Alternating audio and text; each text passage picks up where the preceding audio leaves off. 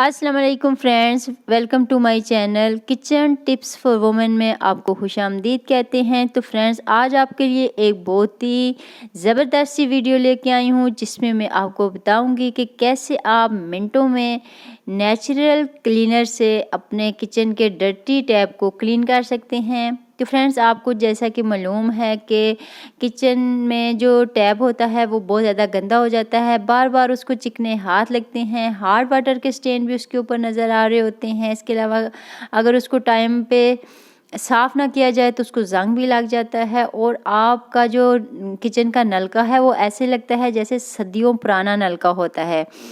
तो लेडीज़ तरह तरह के टोटके इस्तेमाल कर रही होती हैं, टिप्स यूज़ कर रही होती हैं, कभी ब्लीच यूज़ कर रही होती हैं, कभी वॉशिंग पाउडर से इसको क्लीन कर रही होती हैं, बट फिर भी वो जो टैप है वो अच्छे से क्लीन नहीं हो रहा होता, चमक नहीं रहा होता।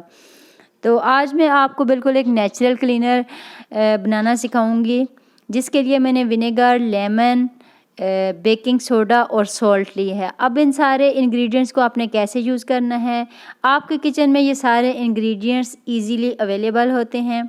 बस आपने करना ये है कि एक खाली बाउल ले लेना है और उसमें अपनी नीड के अकॉर्डिंग सारी चीज़ें ऐड करनी हैं। 5 tablespoon vinegar, 3 tablespoon salt, 4 tablespoon lemon juice और 2 टेबलस्पून आपने बेकिंग सोडा ऐड कर देना है। ये सिर्फ एक नलका साफ़ करने के लिए मैंने इतनी क्वांटिटी में चीज़ें ली हैं। अगर आपने साथ में सिंक वगैरह या आपका एरिया ज़्यादा है तो आप इसकी जो क्वांटिटी है चीज़ों की वो डबल भी कर सकते हैं।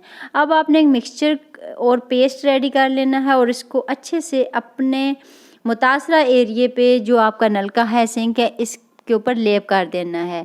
1 घंटे के लिए छोड़ देना है। 1 घंटे के बाद किसी भी स्पंज की मदद से, ब्रश की मदद से या किसी भी चीज़ की मदद से अच्छे से पानी से और स्पंज से रगड़ के आप इसको वॉश कर लें।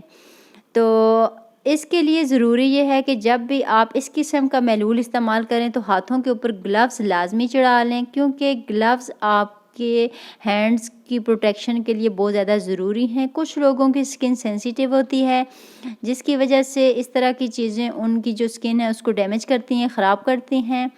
तो कोई भी इस किस्म का काम करने से पहले मैं आपके लिए यही सजेस्ट करूँगी कि आप ग्लव्स लाजमी यूज़ किया करें।